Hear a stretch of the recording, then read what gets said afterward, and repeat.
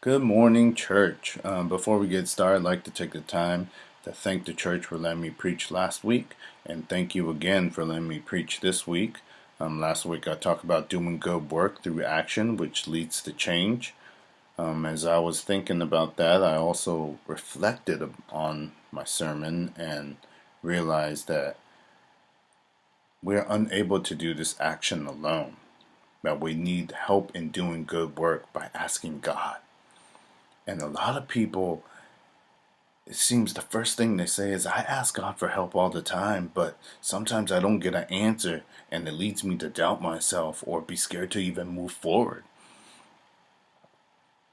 And moving forward is very important, and which led me to this topic that I was thinking about, which was comfortability. Where do you stand? We live in a world that we live for being comfortable, but we're scared to be uncomfortable.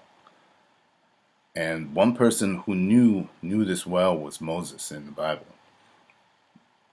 See, Moses, he lived a comfortable life. And what I mean by that was when he was an infant child, he didn't know that his parents were slaughtered and he was in the river and someone picked him up, which was the servant of the Pharaoh. Now, Moses was raised in Egypt, who became the stepson of the Pharaoh, who also had an identity crisis, who found himself and knew who he was, then turned around and tried to save his own people by killing the Egyptian guard that was beating on his people. But then rumor went out that Moses killed the Egyptian guard. So what did Moses do? He felt uncomfortable about the situation, so he fled out of Egypt. But then, when he was out of Egypt, he got comfortable and made a new life, where he gained a wife, a son, a father-in-law, and a new career as a shepherd. This is where he was comfortable. But then he became uncomfortable when he was leading his flock of sheep, and the burning bush comes out, and it was the Lord who asked him to lead the Israelites out of Egypt. And he tells Moses, I have heard the cry of the Israelites, and they are crying with one heart and one mind, and they are all seeking me. And I hear their cry. And basically, he's telling Moses, I choose you. And Moses is making all these excuses that he has a speech impediment. So the Lord says, hey, your brother's coming. He starts telling him all these other reasons, but God didn't buy it. Then Moses, who feels uncomfortable being a leader, is pushed going back to Egypt, where he slaughtered an Egyptian guard, and he never reconciled with it. So he's uncomfortable going back to a place where he used to be comfortable and was uncomfortable, and now he's super uncomfortable because now he's a leader and he's going back to a place where he did some bad things. Now, short story, to make it super short, he basically obeys God. There's there's 10 different plagues that show up. He leads the people out of Egypt, and of course there's the Red Sea, so they witness the Lord, and then they're in the desert. And in this desert, they are camping, and then Moses goes up to the mountain, and Moses talks to God. And it's only Moses and God decides to tell him 613 laws. And of course, if you read the whole Bible, out of the 613 laws, the first two laws were repeated all through the Old and New Testament, which was loving God and loving others. And here's one of them that started, which was Exodus 22:21 in the New Living Translation. It says, you must not mistreat or oppress foreigners in any way. Remember, you yourself were once foreigners in the land of Egypt. Now I'm going to read a different translation. Same verse, Exodus 22:21. The New American Standard version, which says, "You shall not wrong a stranger or oppress him, for you were strangers in the land of Egypt." Now, how many of you can relate to this verse? If anyone has been mistreated for being different, raise your hand. How did it feel? Comfortable or uncomfortable? Now, in the Old Testament, Moses repeats this verse from Exodus to Deuteronomy, and after, when Joshua and when Joshua took the Israelites to the Promised Land, Joshua repeats this verse again.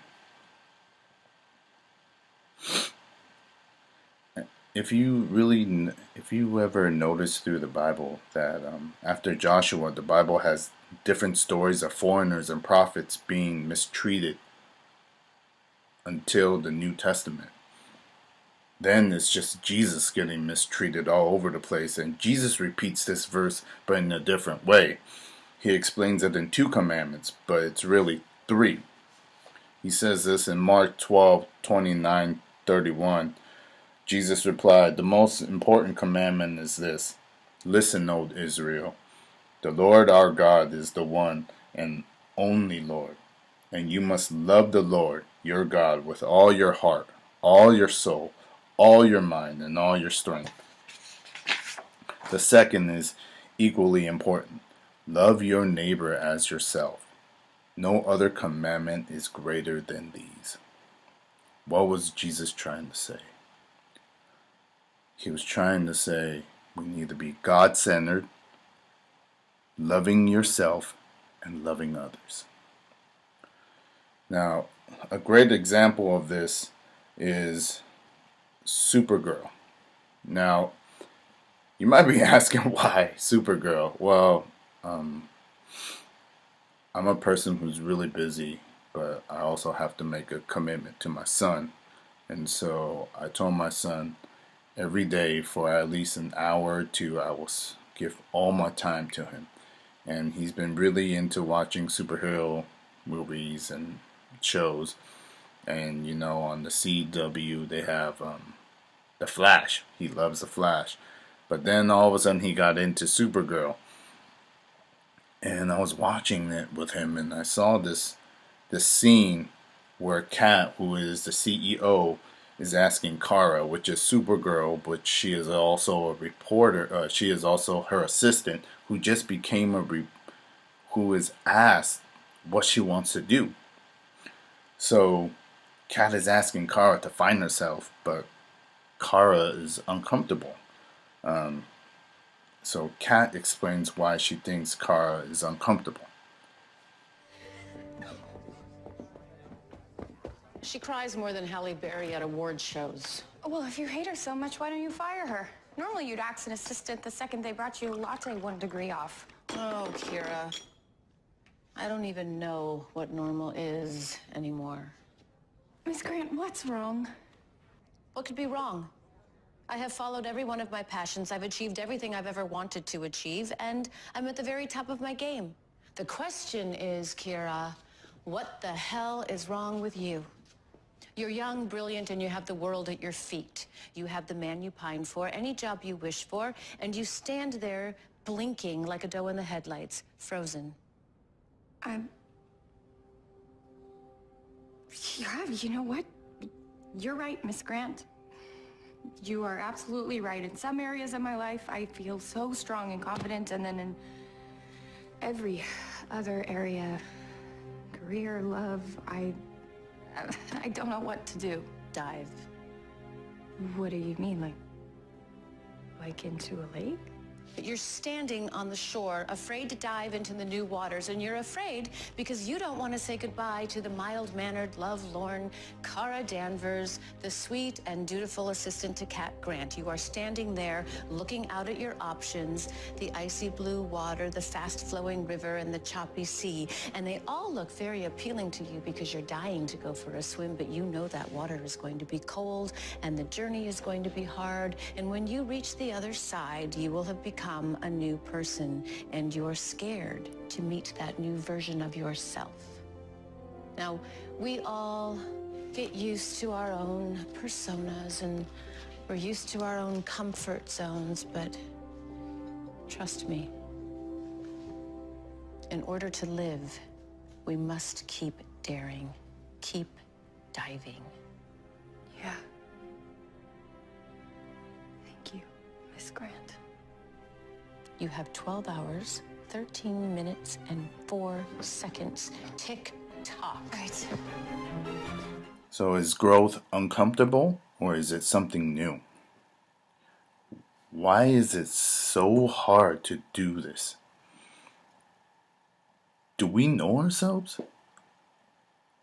How much do we love ourselves? As foreigners of this country, do you remember how you felt when you first came to America? How did it feel when your child was born in a country you had a hard time in? What were you willing to do?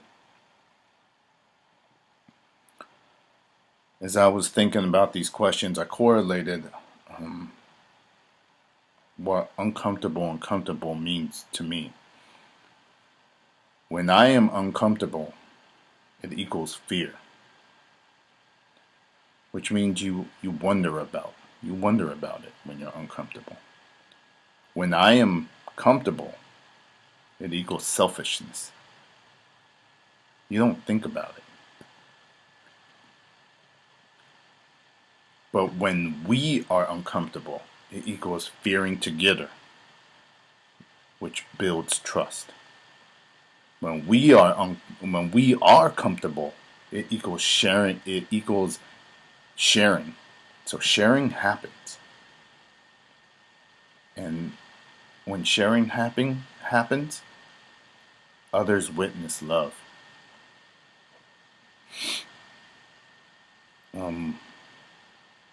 I like to share a little story about me, about being comfortable and uncomfortable. Before I accepted Christ, I was really comfortable who I was. Too comfortable. And then when I accepted Christ,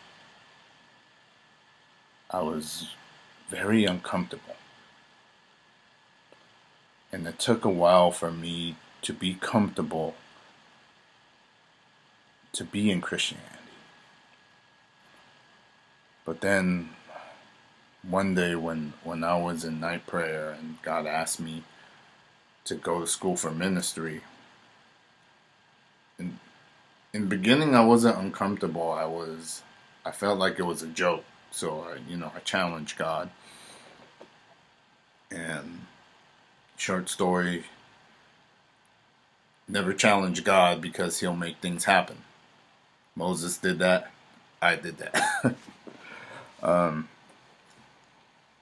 So after the ministry, I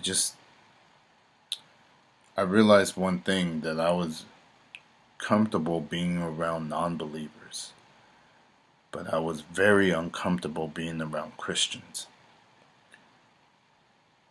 It's easy for me to go out and meet people, hang out with them, get to know them.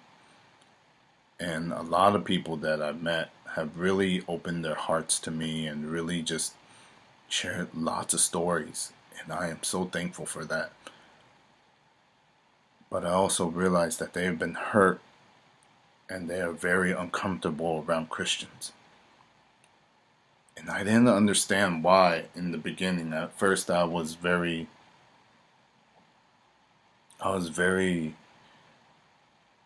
felt like I was being accused of being a bad Christian.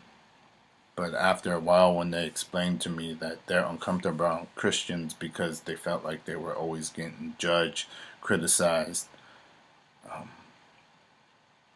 they felt like Christians were flawless because they acted flawless. And they can never measure up to that. At first, I didn't understand it, but then when you are a leader in any church, in any place, the first thing that happens is they judge you for your actions. So as a Christian leader, being Christian in the Christian culture, I felt uncomfortable because every move I made, I was judged for it. And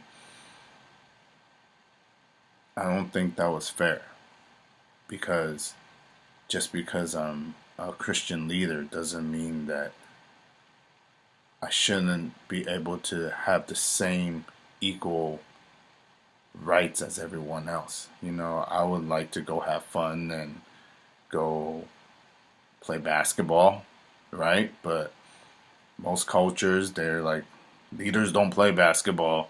They go and pray, or they go and glorify the Lord in some other way. But to me, I'm like, well, I'd rather play basketball with a bunch of people who don't know God and let them experience love, grace, and it's not about me glorifying God.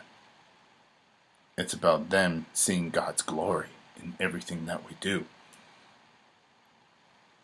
So when I'm around, if we categorize everything, if I'm around non-believer culture, I'm very comfortable because I understand what they're saying. They're not, there is no judgment. There is nothing. There is just us loving each other, engaging, and witnessing love. But when I'm in the Christian culture, I have to be very cautious in what I'm doing. And it makes me uncomfortable. But I also realize that God puts us in uncomfortable places so we can grow and we can be new and we can overcome any obstacle, not for my sake, but for His sake. And I realized that also because in James 1:2-4 it says, "Dear brothers and sisters, when trouble of any kind come your way, consider it an opportunity for great joy. For you know that when your faith is tested, your endurance has a chance to grow. So let it grow. For when your endurance is fully developed, you will be perfect and complete, needing nothing."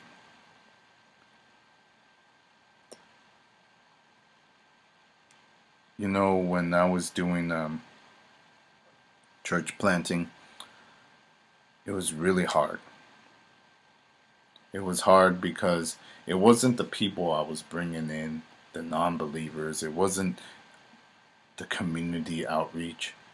It was the fact that the people that I were with who were Christians weren't loving those people who were trying to get to know each other. That made them feel so uncomfortable. But we should be making people feel comfortable. And if we feel uncomfortable, we should tell God that. We should be like, I feel uncomfortable, but help me to be comfortable. Why do I feel uncomfortable?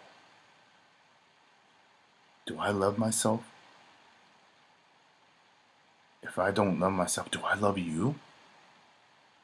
Right? And the question comes to, if we don't love ourselves, how can we love others?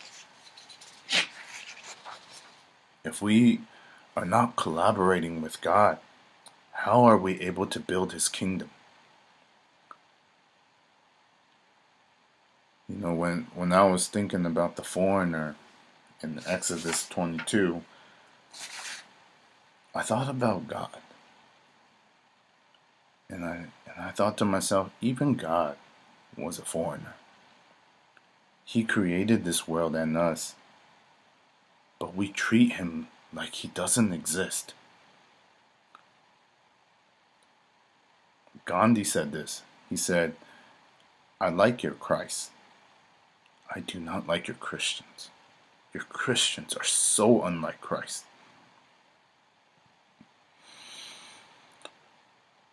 I'd rather be uncomfortable as a Christian and be comfortable with all people.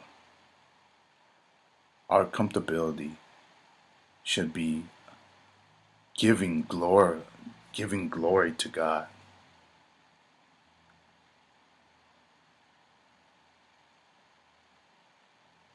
The only thing we should be uncomfortable is with ourselves. So, church, let us be uncomfortable people, uncomfortable for ourselves, but let's be comfortable for the people that don't know God. Let's make them feel comfortable. Let's make them feel so comfortable that they don't reject the love of God in their heart, in their space, their surroundings. That we become the example to glorify them. And if we're uncomfortable, then we need to tell God that. We shouldn't be making other people feel uncomfortable. We should be making every person feel comfortable, because we are God's children and we are the image of God, which means we represent the Lord. If we love God and we accept all of Him, all of His grace, all of His glory, all of His wonders in this world, then we need to be comfortable with others. Make them feel comfortable. And let us just be uncomfortable. Give that to God. And let God shape us to be comfortable people and be comfortable around other people. And we should be like, how do I make those people feel comfortable? And how do I get over this uncomfortable feeling inside of me? If it's fear, Lord, take the fear away. If it's because you're scared or you're unable to do things because you fear that the wrong things that you do will create issues, well, seek the Lord for that. How you hang out with your friends, your family, treat that stranger like that. Love them like that. Love them like how you love yourself and how you would treat yourself. Love that person like that so they can feel comfortable.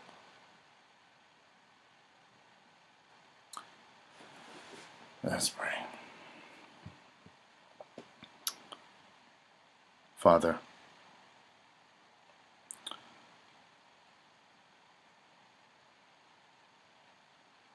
it's hard to be uncomfortable because we are so used to being comfortable for our own sake. Being uncomfortable is hard because we don't want to go that route. We don't want to do those things. We're scared. And we might not know what to do. So instead of trying, we're like a turtle in the shell. We put our head back in the shell because it's more comfortable to hide than it is to move forward.